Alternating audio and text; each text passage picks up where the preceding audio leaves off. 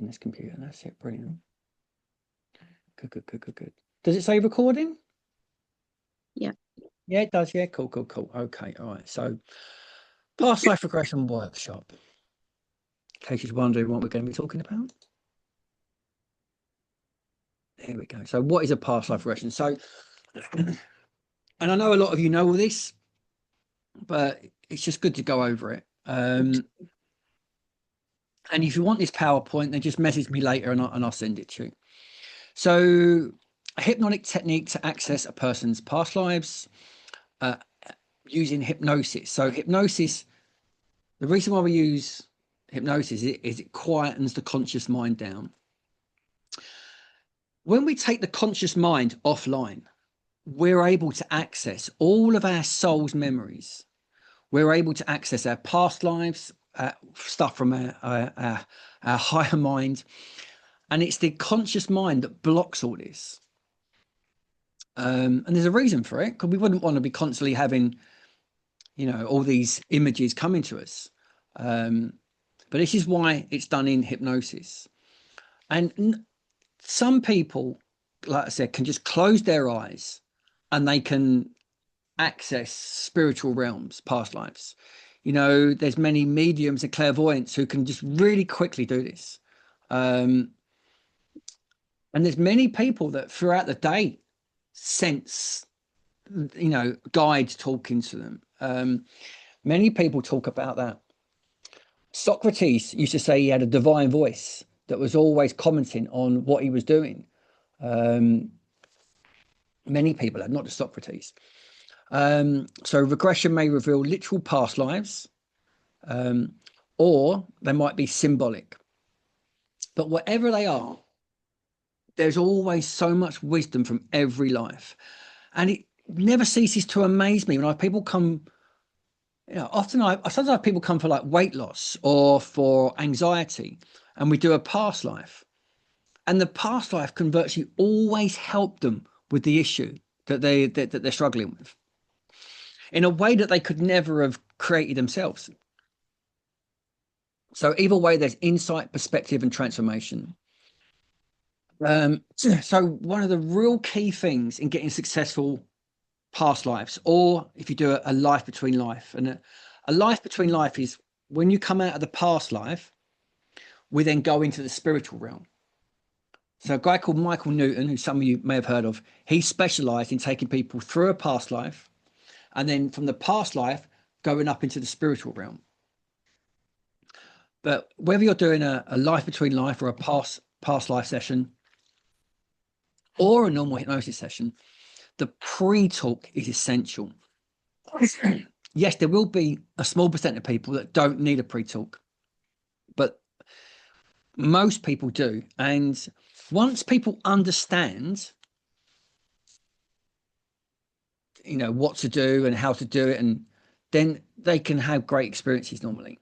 So there you go. Trust the way the information comes to you, and it may come as images and pictures and scenes, but sometimes it's not. Sometimes it's a sensing or a feeling that's going on. The first impressions, it's so important, this. And I've had some people say, oh, it's not always the first impressions. And, maybe, yeah, I can see sometimes on a few percent that maybe the first impression may not be vital. But for most of my clients and for myself, I know that first impression, I just let it come through. I let that first thing I sense or feel, because the conscious mind wants to pull this apart, wants to say, you're making it up. This is nonsense, Danny. That's why it's good to get someone deep in hypnosis. There are some people who say you don't need to be deep in hypnosis, but I often like someone to be reasonably deep in hypnosis, but obviously not falling asleep, Hypnosis quietens the conscious mind down.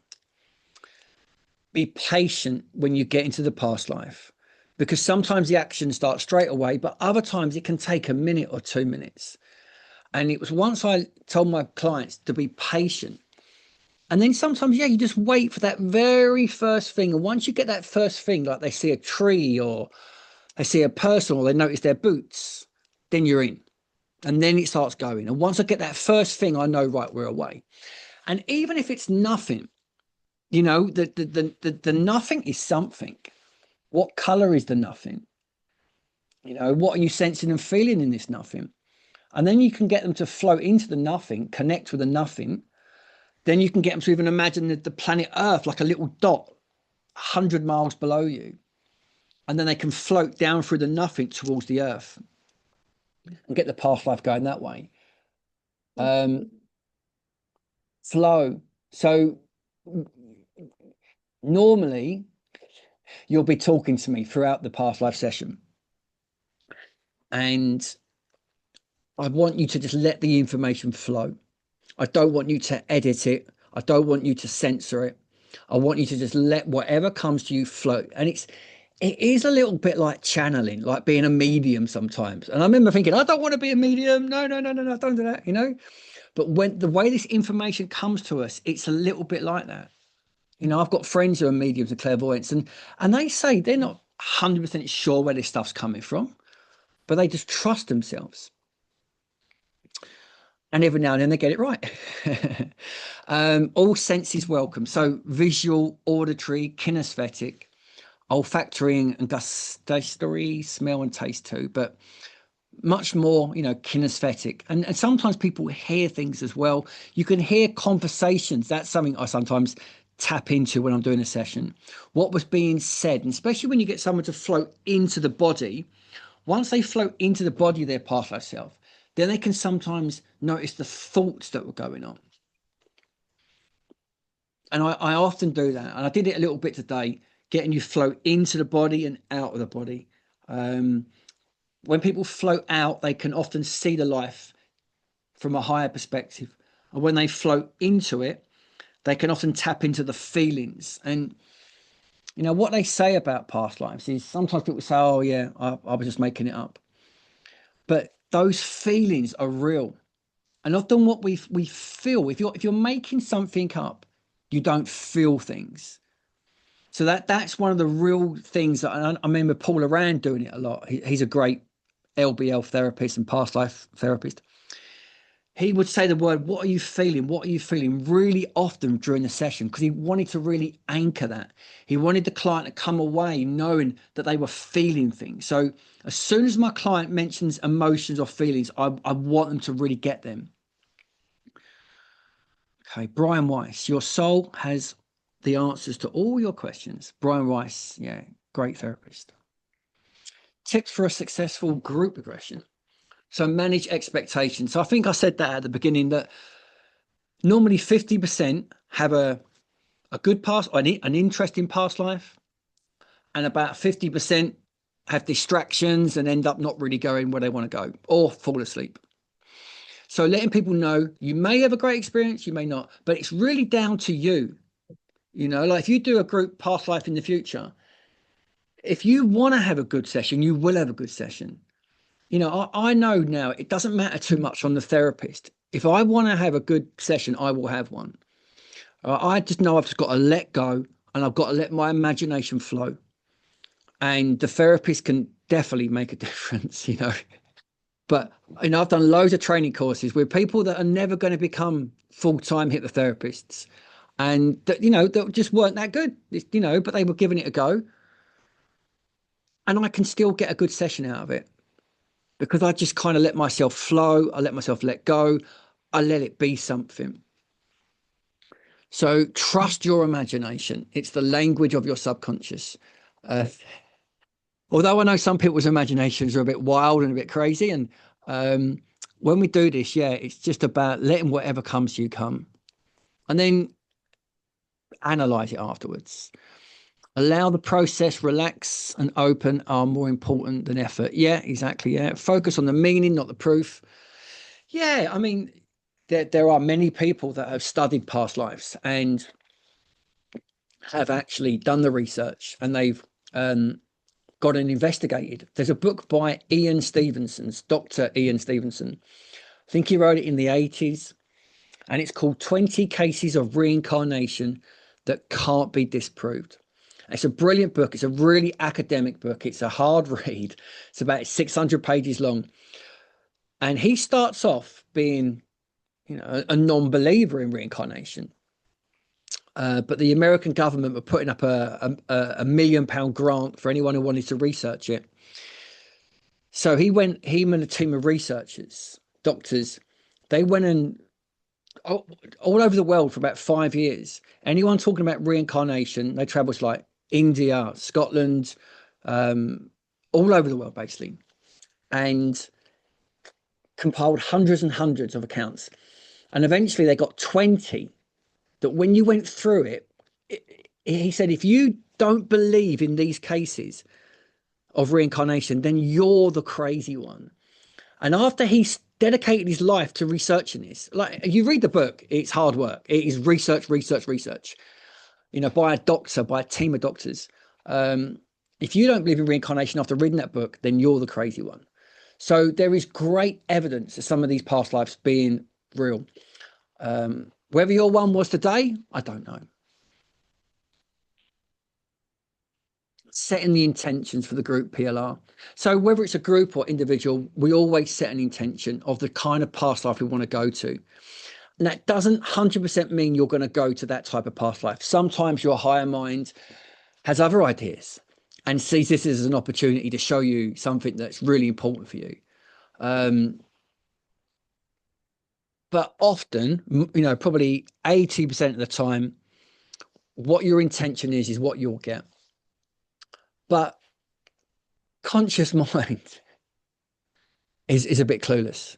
And compared to our unconscious and our higher minds, which are infinitely more wiser than us, and our conscious might think this is what we want, it's not always the case. So safety guidelines, did I mention all these? So so when you get to anything that's a bit traumatic in a past life or in any hypnosis session, you know, the first thing to do is to take a few deep breaths, stay calm. And if you're the therapist, then it's important for you to stay very relaxed. And if you're going to become, you know, a hypnotherapist like Dejana is, then it's really important that you have done your personal growth work. So you can't be getting triggered as a therapist doing these sessions. I'm going to uncover all sorts of things with different clients. And I've got to sit here and be able to hold that space for you, you know, with a strength and with a love in my heart. And if I'm breaking down crying every time you're going through a trauma, that's no good for you, you know. You want someone who's there with you, and I do. I'm always there with you. But it's really important for the therapist to do work on themselves. And when we're doing our training, it's a great opportunity to any of your big issues to say, right, let's do it on that. Let's do it on that. You don't have to do that, you know, but I did, you know.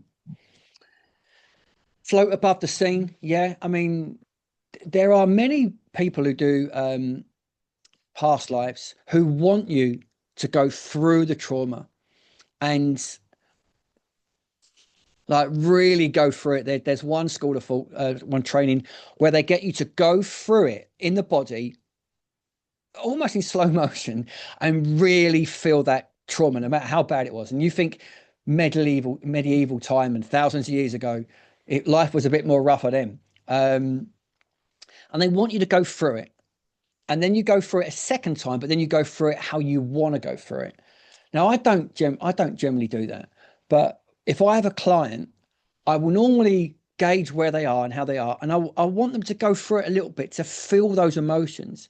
And then once I sense it's the right time, I will get them to float up and above. I had a woman who was being stoned in biblical times a few months ago. And as soon as she was getting stoned, I could see something was going on. So she told me what was going on, and we just floated up. And she said, right, yep, I can see myself now being stoned. And she was all right, you know, and she said that just made the world of difference. She was then nailed to a cross. So trying to work out exactly who she was. You can open your eyes, right? You can open your eyes at any time. You can ask your guides to come in and give you help. That's why I always mention guides in the beginning. But if you need to, if there's a difficult thing going on, get the guides there. And sometimes when if I'm going through a difficult thing in one of my past lives, I'm asking, what is the greater purpose of this? Why am I being shown this? Why am I going through this again?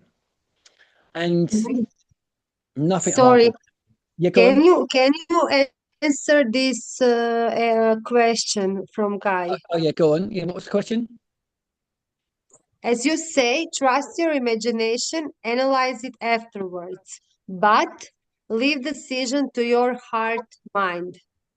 I'm not sure what he wants to tell you with that, but if you can give him an answer. Yeah, sorry, because I'm sharing, I can't see the question. Um, He wrote, as you say, trust your imagination, yeah, analyze it afterwards, yeah, but leave decision to your heart and mind. yeah, yeah, yeah. So, whatever you encounter in the past life, whatever goes on, I don't take it as right. You now need to go and do exactly what you've just seen or heard. Process it over the next few days or week or 2 weeks, and then just sense what you feel you can, take from it. I mean, they don't normally give us explicit advice to say, right, Danny, you need to now go and set up a business over there. You need to go and speak to. It's normally more kind of, a general advice and guidance. I know some people do get specific stuff, So, yeah, I would never act on what I've heard straight away. I would sense over the next few days, few weeks, what I feel, and I'd probably talk it over with a couple of people that who understand this and say, oh, you know, in a session I had, I was given some kind of guidance. What do you think of that? And maybe that guidance is really, oh, the chat's come up. What's happened there? Good. So, yeah, trust your imagination, analyze it afterwards, but leave decisions to your heart. Yeah, not heart and mind. I mean, heart and mind, I suppose. Yeah. All right. So, what is it? The brain thinks, the heart feels, and the soul knows. Okay, therapist presence. Yes, I mentioned that a little bit earlier, but it's really important to have that, because I'm going to be training people to become therapists. And to be a good therapist, you've got to be able to hold that energy well. Because often people, might be going through some difficult stuff in past lives or hypnosis sessions. And it's about just staying really calm. And you need to, as a therapist, have that happen a few times. The first couple of times I see my client crying, I'm like, oh, flip, I need to stop the session. And, I didn't. But then the more you see it, the more you know they're okay, and they're going through something. So you just find out what's going on, and then you're there with them, and then you can reassure them, let them know they're in the therapy room, they're here with you, and then you can do a bunch of things to move them away from it, or go through it, or speed it up. But it is when people get something a little bit difficult or traumatic, that's really the gold.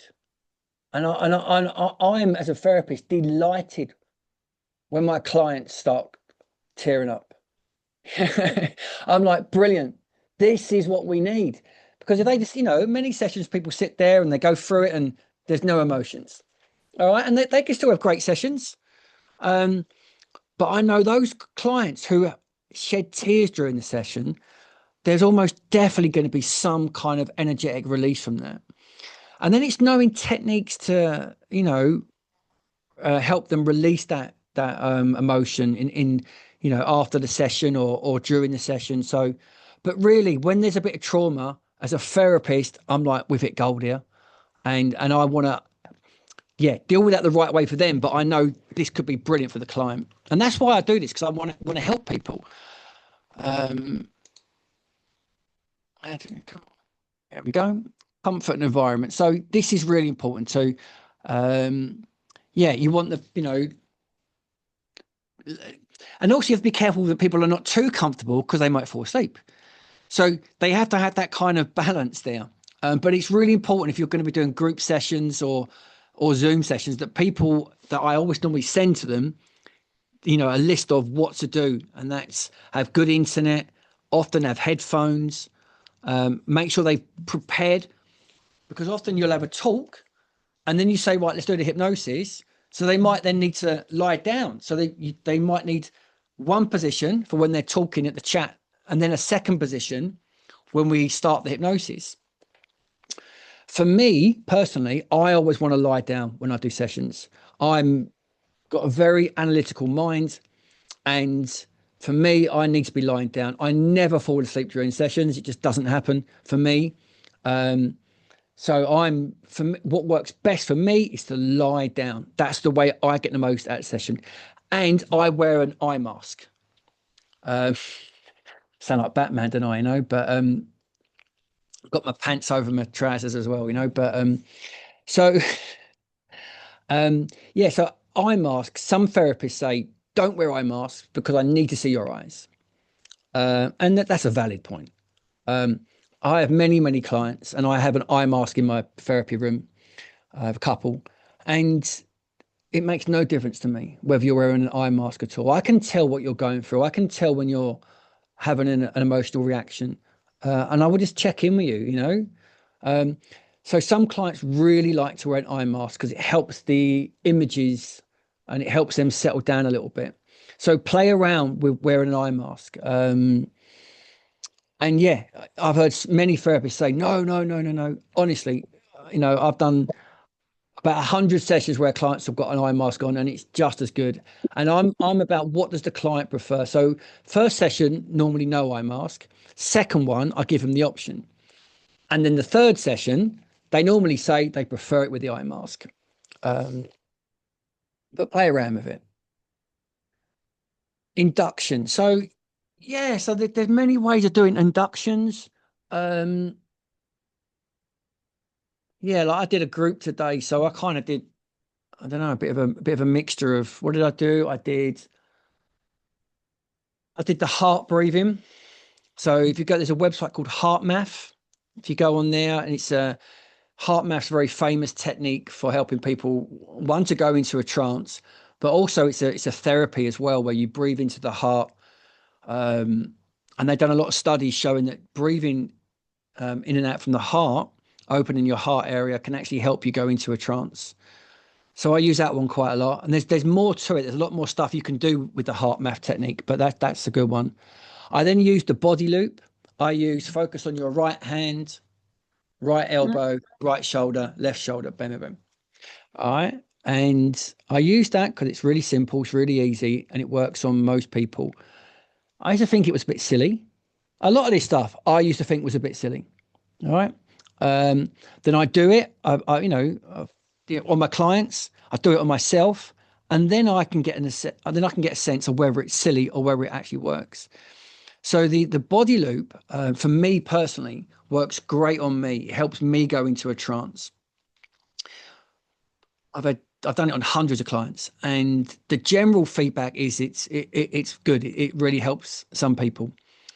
None of these work on everyone all the time. All right. But the body loop is kind of, I don't know if you've ever kind of spam round in a circle. If you've ever done that game where you go on, I've never done it, but I've seen people do it, where you get a cone and then you like put it on the floor and you run around the cone and you go dizzy. Yeah. So the body loop, taking your awareness around, is kind of making you a little bit dizzy. And I've had some clients that found it too much.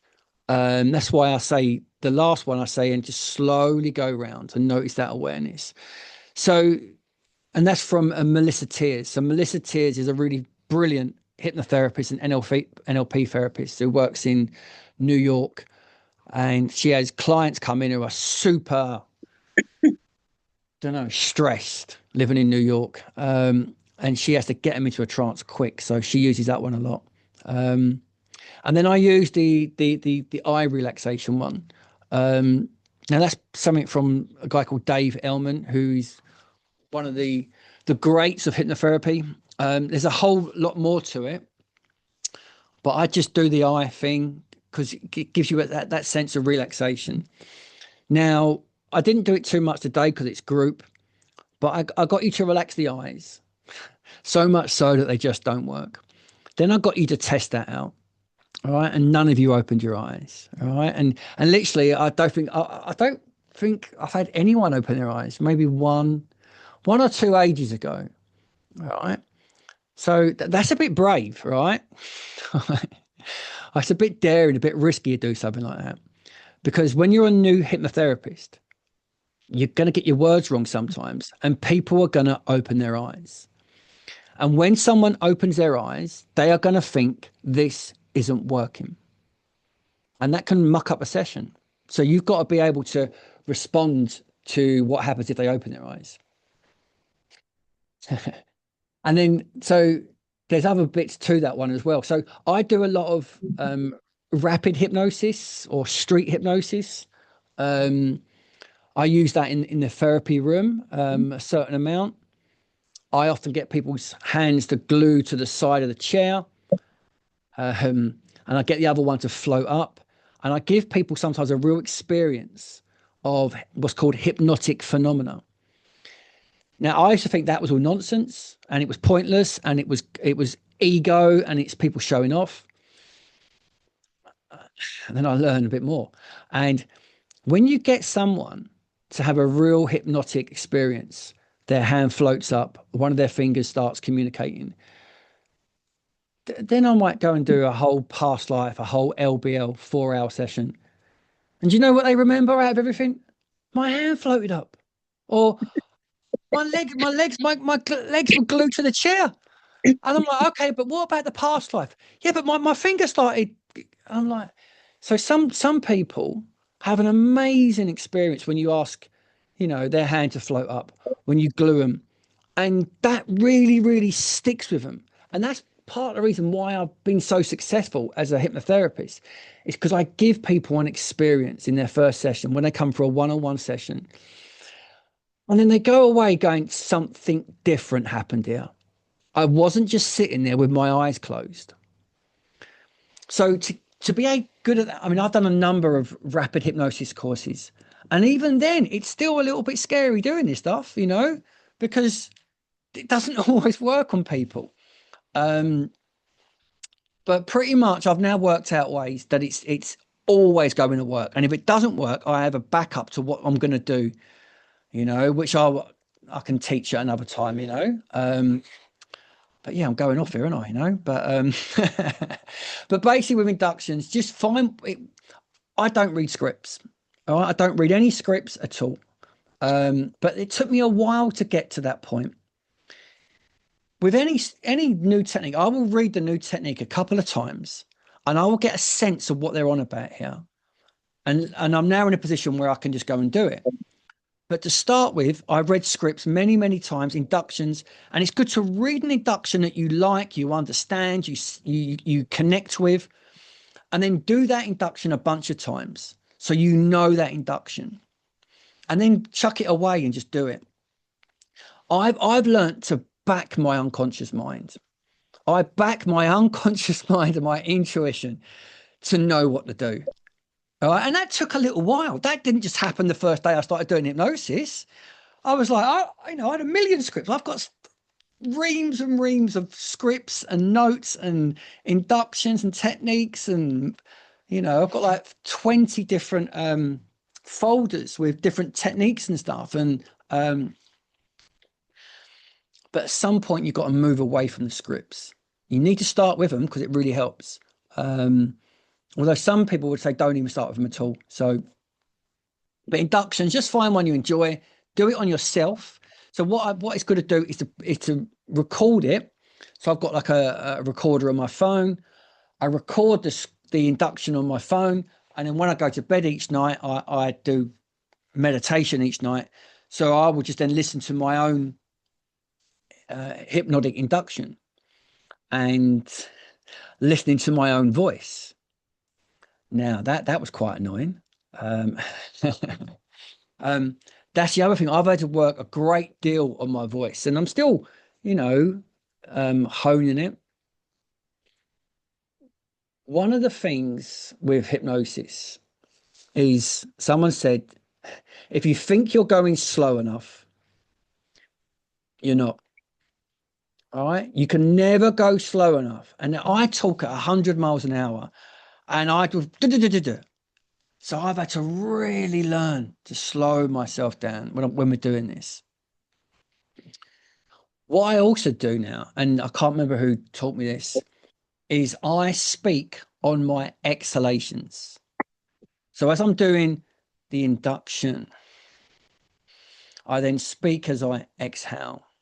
And I kind of get a rhythm going as I'm talking. So I generally do all the talking as I'm breathing out. And that's taken me a while to kind of, I don't know, yeah, connect and be able to do. Talking on the exhalation at first felt weird and just unnatural, but gradually it just became automatic. And that big part was me listening to myself. I don't like listening to myself.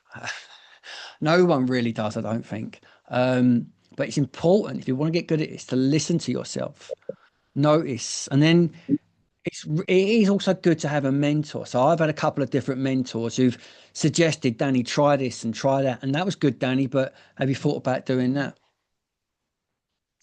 Induction. So we did, yeah, inductions. Then I went to the beautiful place. Now we went to the beautiful place, the safe place, the pleasant place, and then I said, notice the red bird. I said, notice the yellow flower. Notice the green tree. And I'm doing that. That's from Dolores Cannon, QHHT, quantum healing hypnosis technique. She does that because she wants to fire up the right side of your brain. You know, some people say don't start doing that because you're putting images in, but I kind of want some images to be fired up. So that's why I get the red bird. So we've got a color, we've got the yellow flower. Sometimes people can smell it, and then the green tree blowing in the wind. And then the bubble of light. So if I'm ever doing a spiritual session, I always put people in a bubble of light, and all therapists pretty much do. Transition stage. So this was the one thing that I really wasn't sure what I was going to do today. There are so many different ways to transition from where we are into the past life. And it's really about what you feel comfortable with, what you enjoy doing. I think I've done hundreds of these sessions, but only once before have I done the corridor of doors. And I chose it today because I haven't done it for a while. And I was like, oh, that sounds interesting. And I sensed that it might work well today. I was really thinking about doing doing a big time tunnel, a giant white time tunnel that you're going to flow into. The Law's Cannon gets you to float up onto a white cloud. You float onto the white cloud, you feel the white cloud, you wrap it round you, and now the white cloud starts traveling over oceans, mountains, time and space, and is now going to another time, another place. So I was really close to doing that one. And you can just say, close your eyes, 5, 4, 3, 2, 1, go to a past life. You don't have to use some of these ways, but it's often nice, you know. Yeah. And there's what is it? Is it from the River of Leaf? There's I'm talking about Greek philosophy talks about how we have this amnesic block when we come from the other realms into this life, and they call it the River of Leaf. That we cross the River of Leaf, this river of amnesia.